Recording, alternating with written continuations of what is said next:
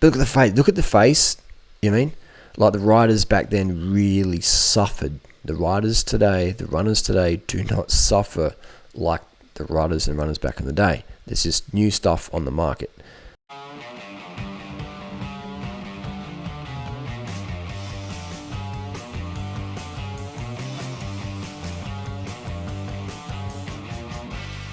Today's video, we start with a hydration chart. Am I hydrated? Aim for clear urine at least 10 times a day. Eat a diet rich in fresh fruits and vegetables. Drink a quart of water before meals. Thank you. Police. Oh, got to do a bit of a flex. Whew. Right, let's talk about what's here. We're going to click on some Tour de France stuff. We're going to look at the Hematocrit. This is Strava segment and Lantern Rouge. Fellow vegan Aussie YouTuber did a video about Riis. I remember watching that in '96. The Riis. Hematocrit. Laurens ten Dam has the Strava record, and this is from the Tour de France in July 24th. He did a 38:19, and he finished about 2 minutes down on Nibali there. Laurens ten Dam. He rode with Valverde, Frank Schleck. So he's finished about 2 minutes down. So he did. So that means Nibali did a 2 minutes on that. 36. Nibali did a 36, and if we look at the times here for Pantani did a 41:35. Pantani, and also we have over here the records. Hematocrit, Riis did a 34:35. So people go, oh my god, look at that! Look at that. That's just a crazy time. Like 34 minutes up the Hematocrit. That's definitely 60% Hematocrit, which doesn't really mean too much because I've even had my Hematocrit close to that, and didn't really do much. So obviously I wasn't training there. So let's have a look at the race. Let's go to the race, but first of all, we will go to the stage that day. All right, this is 1996. This is before my girlfriend Natasha was born, and a couple of years before she was born. So Riis did a 4:56 that day, 5 hours of racing, and why was it so fast? 34 minutes. What happened? What we see was what happened is they did gruppetto the whole stage, and then on the last climb, the Hematocrit, that's when the race actually started. So they just cruised along. There's a little breakaway up the road. Didier Rouge and Laurent Rouge, those guys, the brothers there, and they were left up the road. And so you can see here that there's 20 minutes to gruppetto, and the rest of these people were just people chasing some time, people working for the teammates, etc. Lance Armstrong had actually DNF'd at this point in the Tour de France. You got one of his teammates coming up, Ekimov, Michael Bogard, Udo Boltz, Bo Hamburger, and so Miguel and Durain, 2 minutes 20 off. So you can see that even though they launched it up there, the times aren't really that quick considering they rode real easy on the way up. And now if you go to the 2014 stage when Nibali won, so he did about 36, Riis did a 34, but let's have a look what happened. They raced really hard. You can see, we scroll right down here, the gruppetto, this isn't the group, no, that's not the gruppetto. The gruppetto starts, where's the gruppetto even start? 30 minutes down? No. Oh yeah, it does, So it's like just huge split up, 4 hours, so there was, big splits there, a big split. So they obviously really ramped it up hard before the climb. So hence we see a little bit of, slower time because they rode so hard. Let's have a look at actually the video footage here. Let's have a look at the video footage, and let's click on that. So this went from finishes in Lourdes, Hematocrit, and we have Zabel in the green, Voronk in the polka dot, and Riis in the yellow maillot jaune. And this is the early stage breakaway. So you can see here that it's sort of a nice-ish summer's day. They're wearing their little race helmet hats on there, which means that it's not too hot. Because if you're wearing a cycling cap, it's not too bad. If it's really hot, you don't wear a cap. You don't wear a vest underneath either. You're wearing those vests underneath makes you really, really hot. Never wear an undershirt if it's warm outside, because you'll just produce a lot more heat. You'll lose a lot more sweat, and you'll have to drink more water, and that'll hold you up in weight. So just unzip your jersey, have the skin on air is best. And so here you see the breakaway. And so they're sort of just drinking. They're not really pushing too hard there. You can sort of see their postures. This is sort of tempo. Now let's progress a little bit to further on into the race. Let's see what else is going on here. So this is looks like the Riis, and look at the positions, really long and low. And there's that Dofro and the Festina. So the riders were sort of, I was Boscott, and they were sort of a little bit bigger back then, weren't they? They're sort of a bit more muscular, a bit more anabolic. You can probably see a bit more anabolic usage back then. But now the riders are more skinny, and you have guys like Egan Bernal, etc. The vegans, Egan the vegan. They're more vegan looking like now, aren't they? They're more vegan. They definitely weren't really vegan back in the day, but they're definitely more vegan now. They look like it as well. This is Christophe Moreau, who finished. Look how young he looks. Look how like young Moreau looks. So you can see they're just cruising along here. It's just pretty casual. They're coasting. Look at that. They're coasting to the start of the Hautacam. They're coasting to the start of the Hautacam. So which is just there's a breakaway here. He's got his jersey zipped right open, and it's like Didier Rouge. And so we've got a solo man breakaway, which means the peloton's going really slow. If a single guy's out front, it means the peloton's just cruising along. And you can sort of see here, just zipping along here. There's no real. This is the head of the race here in terms of the peloton. It's pretty casual. I'm even yawning. It's so casual. So we'll fast forward in a second. I'm just going to show you when they hit the foot of the climb. So it's a Belgium champion on the front there, just sort of maybe setting a bit of pace. I think they're starting to sort of shuffle it up a bit here. They've got the Spinacci bars and the bars back then. And no one's wearing the helmets back then, really, are they? Everybody's just going naked. You got Jan Ulrich there in the Telecom jersey. So the reason why they wear helmets now is a law. Unfortunately, in March, Paris-Nice 2003, Andrei Kovalev had a nasty crash, hit his head, and unfortunately succumbed to fatal injury. And so after that death, the UCI implemented the helmet rule, meaning you have to wear a helmet. For a while there, they had it that you could ditch your helmet on the last climb of the day, but then eventually that even got scrapped, and they're like, no, you have to wear a helmet. If you're in a bike race, you have to wear a helmet, which I think is a great idea. But you can see here, not many people really wear helmets. There's an old Giro Boreas on that rider there on the left there, and we here have like a Mappe rider. Maybe it's Tom Steele's. And it's a big meal of carbs about to go to sleep. Serotonin, dopamine, relaxing, hitting in. Look how shaky this camera work is. You know what I mean? Isn't it amazing how far we've progressed? But 1996 for me seemed like yesterday. The bikes definitely are not that much better. They were pretty good in 96. The alloy Cannondales and the alloy Pinarellos, tubular wheels, they were pretty good. But you can see here now they're starting to pick up the pace a bit. It's sort of going from all across the road to a bit of a spearhead of the peloton, zooming along these French summer roads. A bit of water getting flicked around there. It looks like they're starting to bunch up a bit, slowing down a bit. So there you go. So that's basically, they're just setting so they're about to hit the climb. They're a few minutes away from the climb. All right, they're a few minutes. Here we go. Now this is where the climb starts. You can see because the spectators have painted the road. This is the start of the climb, all right? Now the car's pulled over. You have a Motorola rider there. And, it's everyone's looking around. So what's going on? There's Big Mig, and you got Veronk on the right hand side of the screen out the saddle. So you can sort of see the gearing is sort of hard. It's not super spinning just yet, but you'll see there'll be some attacks. There'll be some attacks in a second, and this sort of everybody's looking around. You can tell they're going easy up this part. So this is where they're just sort of looking around, going, okay, what's going on here? And here we go. We'll remove here. We remove from a rider, just sort of going to the front. And we're going to see Alex Zula in a second attack off the front here. And you can sort of see out the saddle. A lot of out the saddle stuff. It's just like rider moving up. There's Alex Zula in the pink jersey. He's about to spit out on the front. He's about to slingshot basically out of that peloton. So this is where the climbers get separated. The wheat gets separated from the chaff. There's a bit of a shake-up, shaking that tree, shaking the cage at the start of the climb. See for Ronk there, he's classic out the saddle, pink polka dot jersey, red polka dot jersey, and we're going to see some slingshot action just in a sec. Here we go. So we see on the right-hand side of the screen, we see Alex Zula come from a long way back, and so he's doing pretty well. He's on his pink look.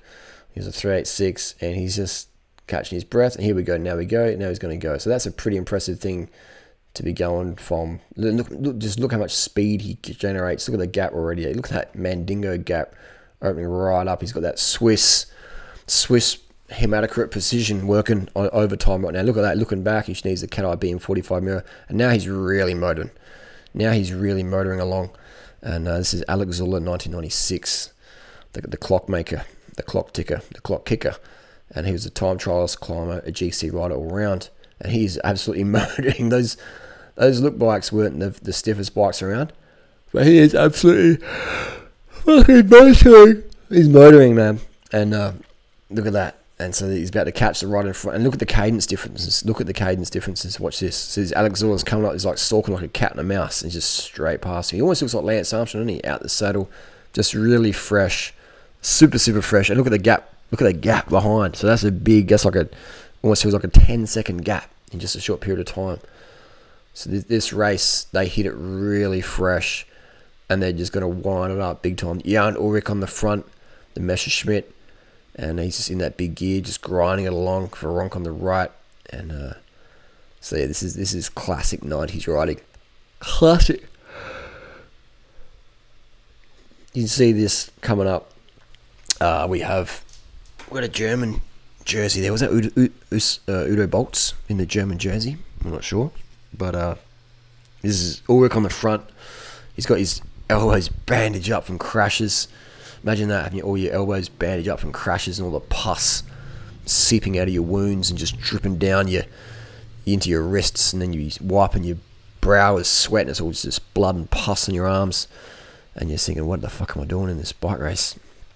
But that's the World Championship jersey actually. That looks like Abraham Alano, and a couple of years later it's Oscar Kammensen at the Valkenburg.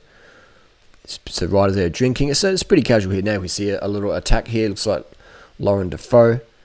So now we can see that really start to light up. And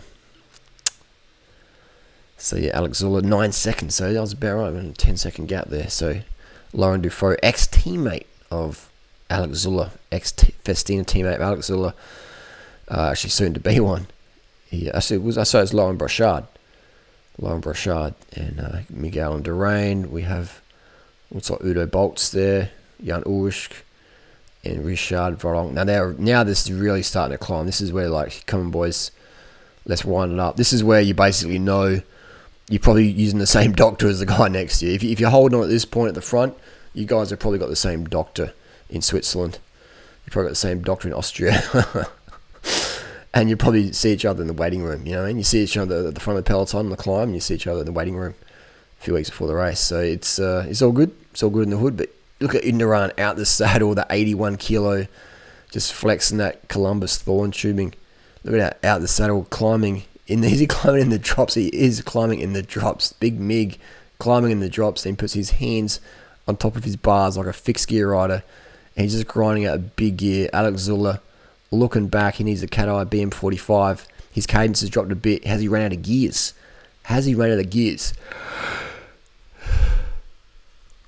So basically, this is the deal. He's starting to waver a little bit. His gear, it almost feels like he's run out of gears, doesn't it? Because his cadence before was really good. Now we have Avenji Berzin, who was a Giro winner, and basically, yeah, this is how it is.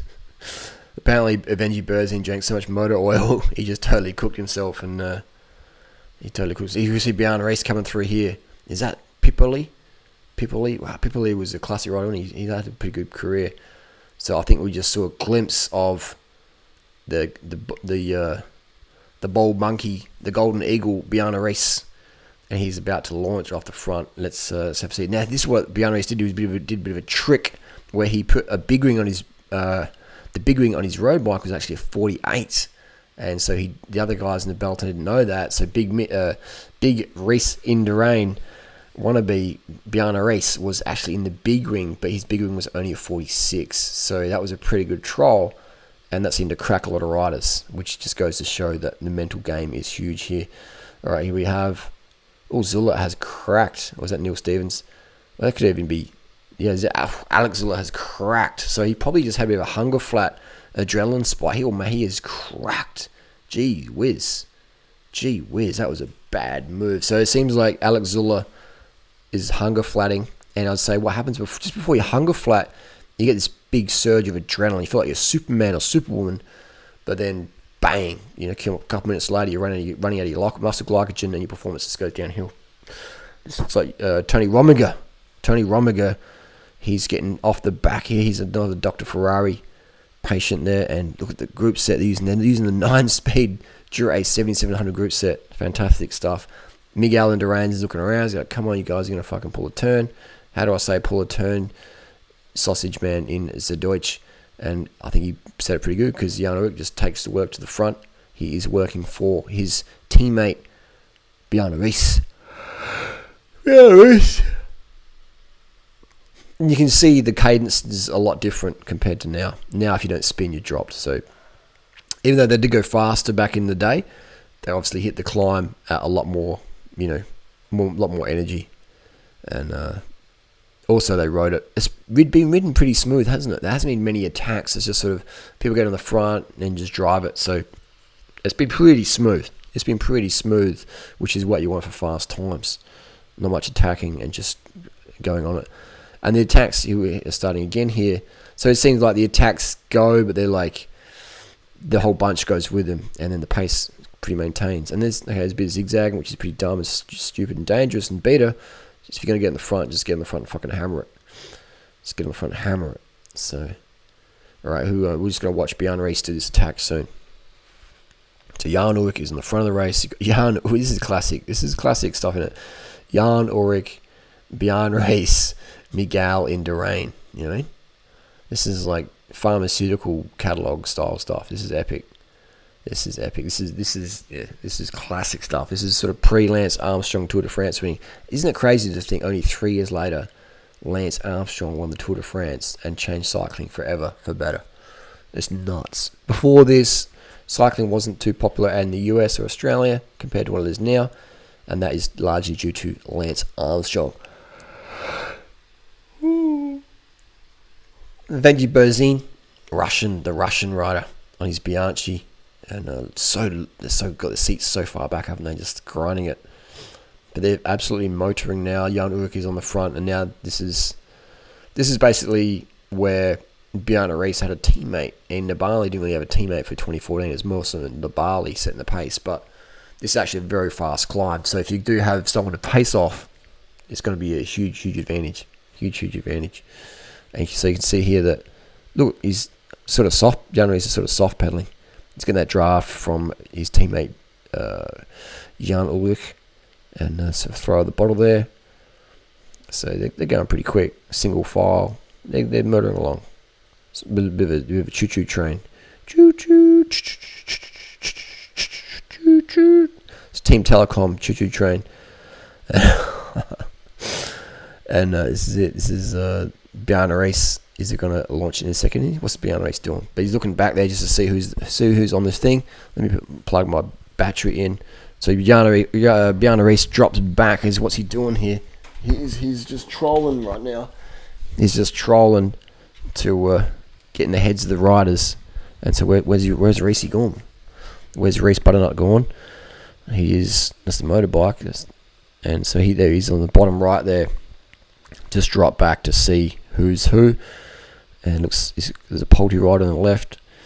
And he's just watching to see people's physiology, studying them. Cycling is a study. These steel and alloy bikes. A lot of them are mostly alloy. This is classic stuff, and this is iconic Tour de France chemistry lessons. It's fantastic. Oh, we love it. We know what the deal is. We don't really care. We just love seeing people suffer up hills on the bike. It's pretty amazing.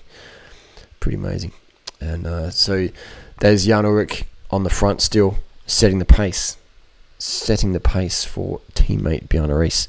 Let's click again. All right, here we go. This is Jan Ullrich has been dropped off the back, it looks like. Yep, Jan Ullrich is gone. We have Riis. And look at the gear Benji Berzin's in. So this is a really inefficient, low cadence. So you can see that riders say just faster. The average speeds are faster, the cadence is faster, the racing's a lot more aggressive. Before, back in the day when you're watching this video, there was a lot more control. Teams had more control than they do now. Now it's just like any win matters, social media, fame, etc. The sponsors are great. And then here we go on the outside. Here's a bit of an attack here. Look at that. Bang. Bang. And a bit of a delayed reaction there. Yeah, Riis looks like a good wheel to sit on. He's pretty tall, isn't he? He's pretty tall. He's not that skinny. I mean, he's skinny, he's lean, but he's got a bit of muscle on there. So we've been doing a few anabolics because cycling can strip you right back a bit. But Miguel and Duran is dropped. Look at that. His big Mig is dropped. That's insane. That's insane. Now let's fast forward up the climb. Let's fast forward up the climb and see who is left. Let's see who's left. Alright, so we are here now. This is getting more up the climb. Vorcha Voronk is chasing with his teammate, also Lauren Defoe. And who else have we got here? Just telling him to go and do some work, pull up, keep pulling turns. And it's a Festina right there. So yeah, this is classic stuff. Isn't it funny because soon after Richard Voronk rather, he rode for Polti. He rode for Festina. And this is classic stuff. 98 got kicked out. Then he returned and rode for Polti in 99, 2000. Alright, let's get taking a water bottle there, put it over top of his head. Always got to stay hydrated. He's always he's flashing the water. That's some sportsmanship right there. Flashing water there, helping his teammates work together in the breakaway. So look how much they're sweating compared to the riders today. The riders today don't even sweat. Look how much they're sweating these days. Back in the day, look at the big frames they rode. Look at them. Who's that? I don't recognize that rider. Looks like me a bit. But look at the jerseys are flappy and all sorts. It's very interesting stuff. Very, very interesting stuff. Let's click forward again. Oh, here we go. Oh, this is okay. So now Bjarne Riis is at the front. Bjarne Riis is out the front.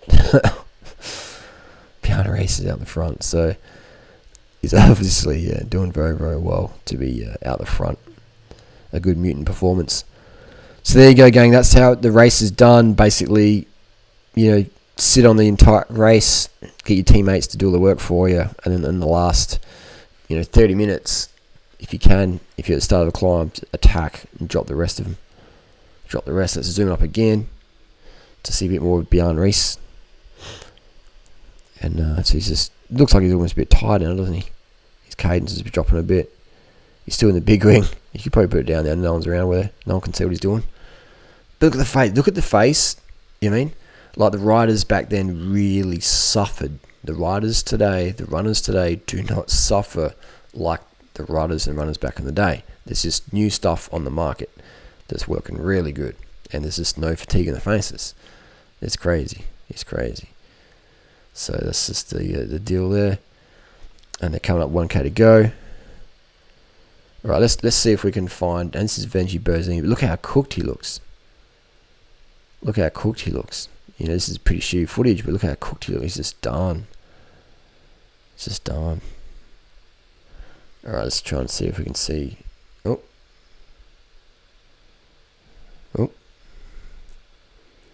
Well, they almost looks like they're going for a stage win. 47. No, actually, it's like Bjarne Riis has come through. Let's click it back through here. 45. Alright, here we go. There we go. So Bjarne Riis won the stage that day at Hematocrit, July 24th. I think it was 1996. But look, see how stressed his face looks. Look how fatigued he looks compared to the recent Tour de France champions. He looks totally cooked. Totally cooked. He looks like he's aged himself 5 years in the climb. Look at the sweat glistening all off of him. He's puffing, he's breathing. He is done. He's done, and his guys behind trying to get the small minor placings. Anyway, that's the deal there. That is racing at the Hematocrit. Let's have a look here. So a bit of slow-mo. So you can see the sweat. You can see real exhaustion there. He's really quite cooked. He's quite cooked. 200k stage. And so yeah, there you go. That's the deal. Comments and questions down below. Hit us up. And look at this Le Chavron. This is a classic interview coming up. This is hilarious. How skinny these guys are. They're so skinny, aren't they? I should say Varong was skinny. Jeez. He does look like a vegan, actually. Anyway, that's the deal. Thanks for coming.